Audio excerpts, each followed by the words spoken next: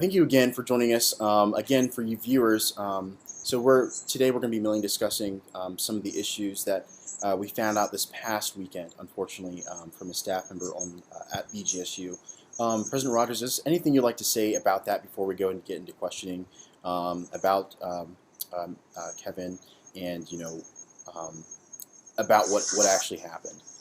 Yeah. So we learned of this post on a social media, on a Facebook post on Friday afternoon, late in the afternoon, and immediately began an investigation to check out the authenticity of what we had learned. And then over the weekend, we did learn more, and we were in a position to suspend this employee pending the investigation.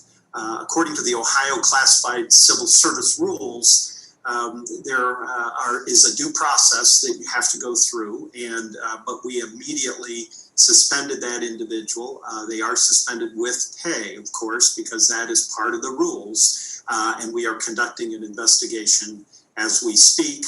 I've asked it to be fast-tracked. We want to make sure that we follow all the rules. But let me just say that post I found to be incredibly vile and hateful, and certainly that does not meet the expectations of what we have of any member of the university community, whether they're a full-time employee, a student at the institution. And, we're in a time this summer where these issues are once again facing us right in the middle of our face, and it is time that we continue, but we've got to be more aggressive in my mind to begin to deal with some of these challenges that we see. So that's kind of the status of where we are today. We certainly hope to have the work completed. I do believe that we have to do due process. We would do the same for a faculty member or for a student for this situation.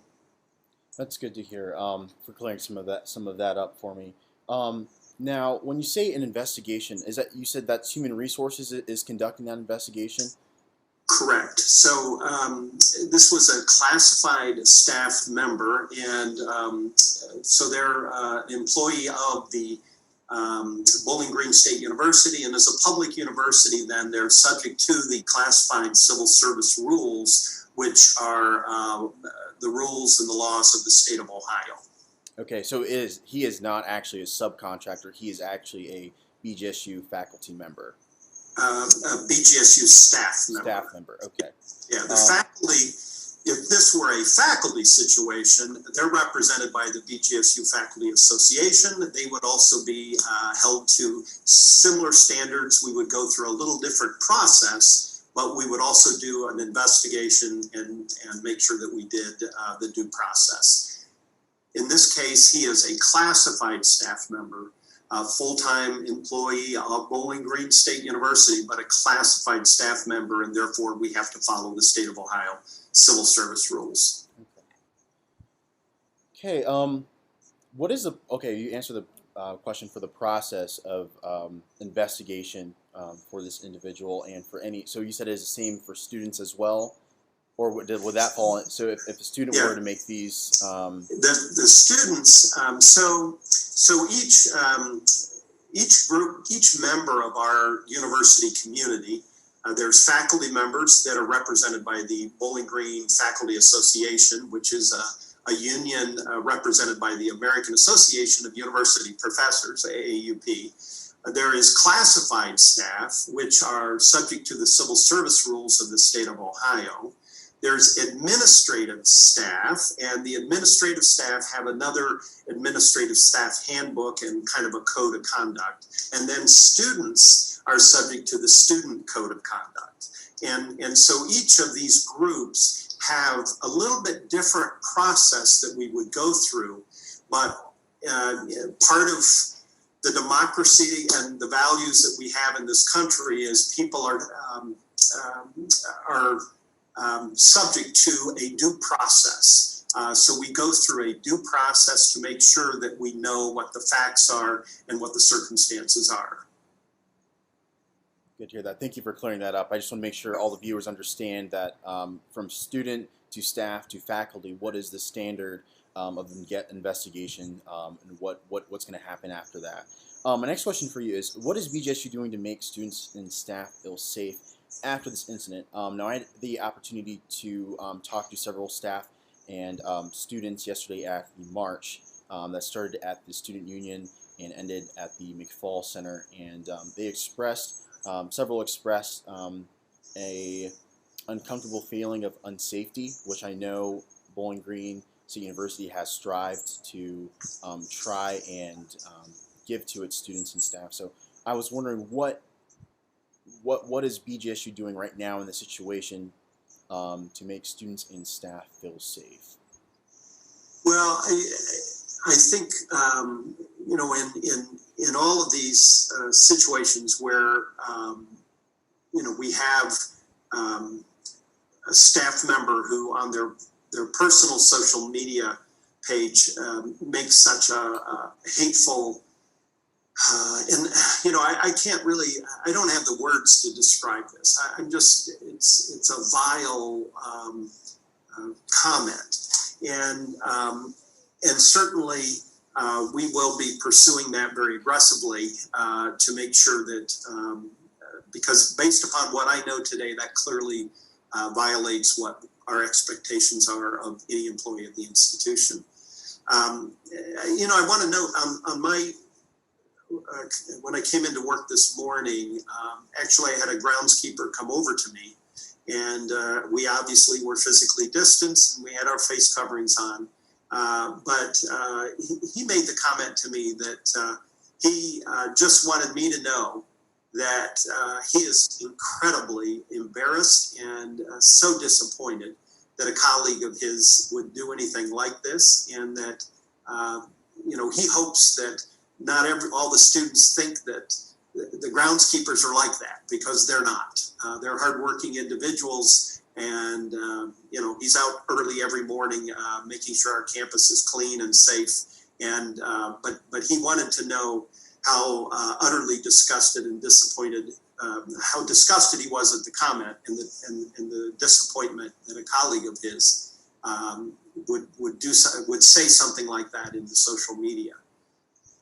Specifically, though, for students, when we think about the kind of campus, it is important that we make sure that these types of actions are opportunities to make sure that we are doing what we need to get done at this institution to improve the outcomes of our students, to ensure that the curriculum is designed in such a way that we are helping our students and our faculty and staff understand issues around race, ethnicity, and diversity and inclusion. This past year we created a cabinet level position in diversity and belonging at the institution. And out of that, over the spring during COVID-19, a whole group of people were meeting, faculty, staff, and students were meeting to develop a strategic plan around diversity and belonging. That was presented to our Board of Trustees this summer. It had all kinds of action items, and one in particular was making sure that each and every student graduating from Bowling Green State University has the education to be educated around issues around diversity and belonging, and what it means to work in a diverse world, and what it means to be a productive and lead a meaningful life in a very diverse world. And at the end of the day, when you think about what university should be all about, is making sure that each member of our community understands those issues, have been educated in those issues. That includes not just our students, but our faculty and staff as well. So the strategic plan around diversity and belonging has been developed, and we continue to work on it. And let me tell you that it's very metric driven. It is very metric driven. We have not achieved what we need to achieve at this institution, nor virtually any other university either, to be clear. There continues to be a gap in the success rate and the graduation rates of different groups of our students based upon their race and ethnicity. we need to close that gap. There's talent that we are losing, and it's upon us as a university to find a way to close that gap, to make sure that the opportunity is available for all students, regardless of race and ethnicity. And that begins with each one of us. From a safety standpoint, obviously, we want to make sure that each student has an understanding that they are safe in this university, in this community, but they also have the opportunity to thrive in this community, and that they are welcome into this community, and that we respect each member of our community, and we want to learn from each member together, though. Thank you again. You've talked a little bit about the expectations that BGSU holds for its staff. Is there any kind of guidelines that are given to employees at the time of employment, or any type of online social media screening before that individual is hired? Yeah, so we have a classified staff handbook, an administrative staff handbook. There is the faculty has a contract with the faculty association and between the administration. All three of those documents have sections which talk about expectations of being an employee at Bowling Green State University. And all of those are given to any employee that begins their employment. And annually, of course, those handbooks are updated and certainly are available on our websites, but they're also pushed out to all the employees to make sure that they understand these are here's the handbook that guides the relationship between Bowling Green State University and the employee. But each of them have their own handbook and or a bargaining unit contract.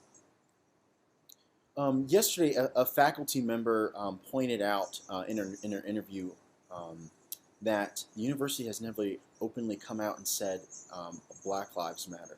What is your response? What is your response to this? Well, I will say Black Lives Matter, absolutely. I'm unaware that we haven't said that. I hope it's obvious. Absolutely, Black Lives Matter. I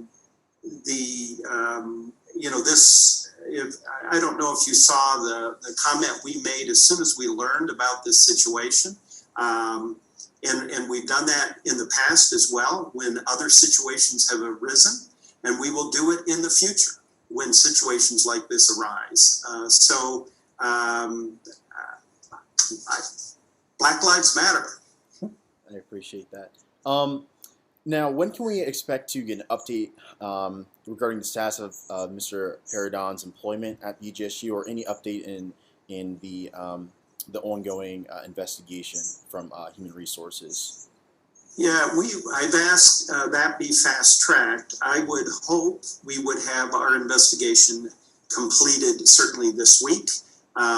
We want to make sure that we have crossed all the T's, and because each member, each employee, whether they're a faculty member or a staff member, we've got to follow the due process. But certainly, I certainly hope we finish this up very quickly. And once that decision is made, we will update the community.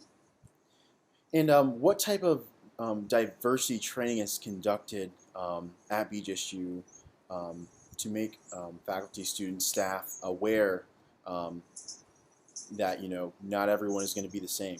We go to a very unique university where, again, it's go out, stand, that's the whole motto, and we can't do that if we're not on the same page. And so, is there any sort of training, diversity training, that is going to improve the university as far as that goes? Yeah, and that is absolutely the challenge. Let me tell you, the answer to the question is yes. We have workshops, training sessions on diversity, and they tend to be diversity workshops, diversity training. Many times the individuals that come to take advantage of those sorts of opportunities are not necessarily the individuals that need the diversity training, quote unquote, if you will. But a member of our board of trustees, she made this point to me. She said, she has led diversity and inclusion initiatives at major organizations across the United States, actually. But she said, Rodney, make sure you understand, it shouldn't be about diversity training. It should be about diversity and inclusion education. So make the distinction. It is about educating each member. It's not about training someone. Training someone is what does that mean? Educating means that they begin to understand why this is important. They begin to understand the reason that diversity and inclusion is absolutely critical for the future of our university, but also for the future of our state, our country, and the world. This summer, I took a course on race and ethnicity in America. It was a Coursera course because Coursera is easy to access. It was an online Coursera course. And what I was taken by was the challenge, and the premise of this course is, how do we achieve the dream that is America, which is that we want to be a self-governed group of people. But how do you do that in a multicultural country?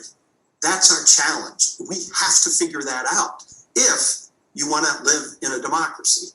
And I hope we continue to want to live in a democracy, because democracies are where we can have protests, where we can have people raising these issues that will say, yes, let's get on with the work. Let's get something done. Let's make a difference. And so I think absolutely coming out of this, and it wasn't just this employee at Bowling Green. It goes back to everything we've seen all summer long, whether it be in Kenosha and Minnesota, wherever it be. We need to find a way to move forward and to educate each other, to understand the importance of diversity and inclusion. And we've talked about this for so many years in higher ed. It is time for us to do something about it. And that's why I think right now we run all kinds of diversity workshops. Maybe what we need to do is require people to do diversity education. Right now we require employees to do ethics training and ethics education.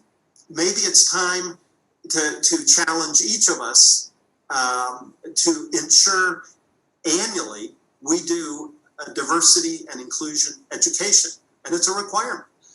Maybe it's time that we get serious about our curriculum. We have a diversity component of our general education, which is great. We were one of the first universities in the state to do something like that, and we absolutely are committed to it. But if you look at the courses that are allowed to count, there's some great courses, absolutely. But are they truly educating our students around issues around diversity, race, and democracy, and decolonization? No, they're more, they're more slices of issues around diversity and inclusion. But what if we actually required our students to take a course on race and diversity and democracy? What if we required every one of our employees annually to have so much education around diversity and inclusion? I mean, there is so much more we could be doing and that we need to be doing. And that is part of what's included in this strategic plan. And I hope you understand my passion for this, because we as a country, our future depends upon this, our ability to find a way to ensure that each member of this community at Bowling Green State University, each member understands the value. We have an opportunity to learn from each other and to be educated together. And that includes faculty, staff, and students, obviously, because we are together on this educational journey. I think that is actually a very good idea to make that a mandatory thing. As you said, it's not always the people who need the diversity education um, that are getting it. It's the people who are stepping up in their communities and making that push for equality here on campus and in the city of Bowling Green. So I think that is something that maybe we can look at in the next year or so, especially with all of the social unrest and racial tension in the country today.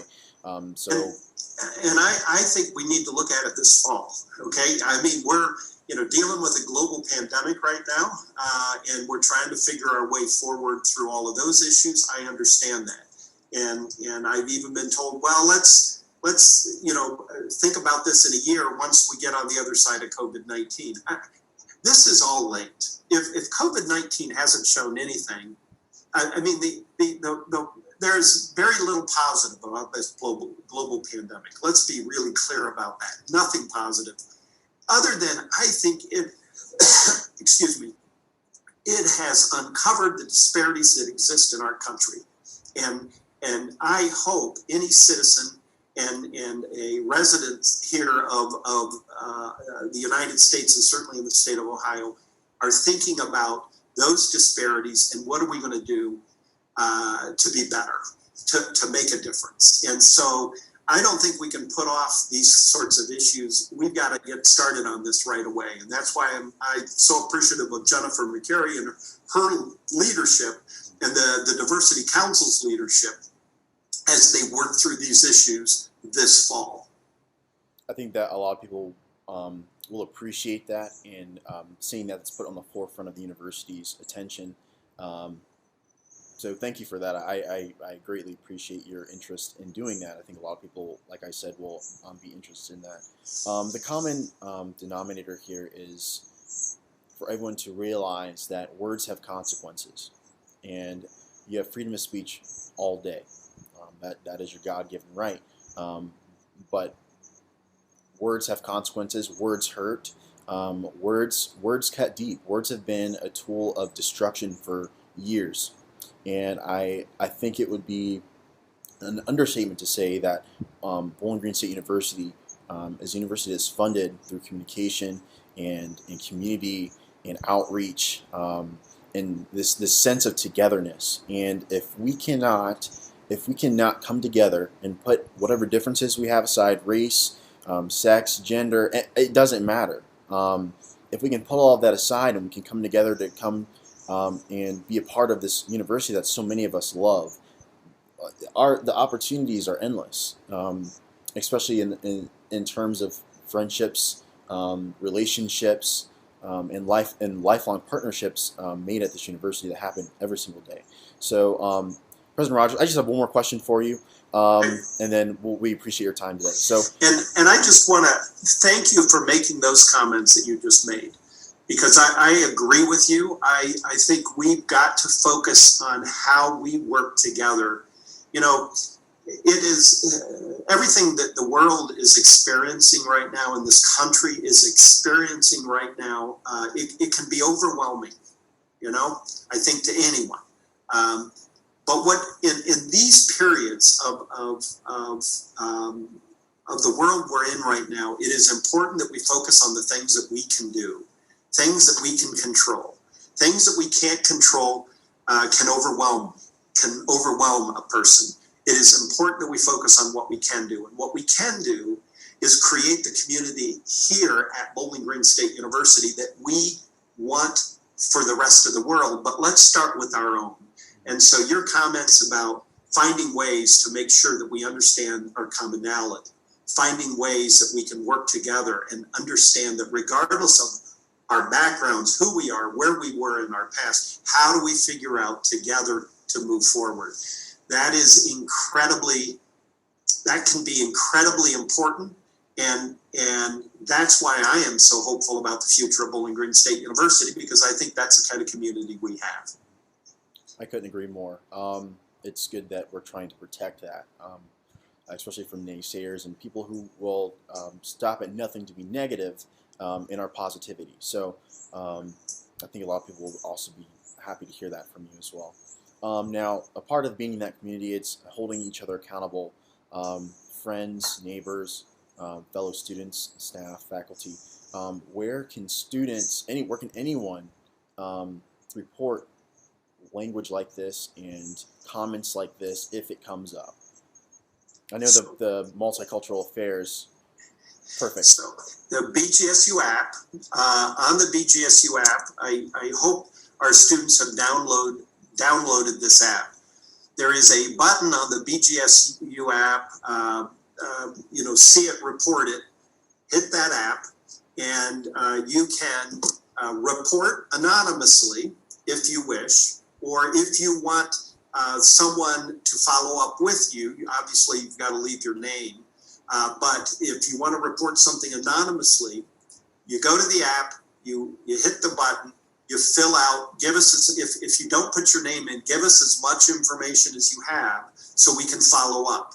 If there isn't enough information there, what happens, and we've been accused, well, I did that and I never heard anything back. Well, if you don't give us a name, we won't get back to you because we don't know who sent it. But if you don't give us, and if you remain anonymous, which I understand if a student or faculty or staff would want to remain anonymous, I understand that. Just give enough information so we can do our investigation. But that is the best way to report. You can also go to the website and you'll see that information. The other thing you can do is we have an Office of Diversity and Belonging. You can report information there.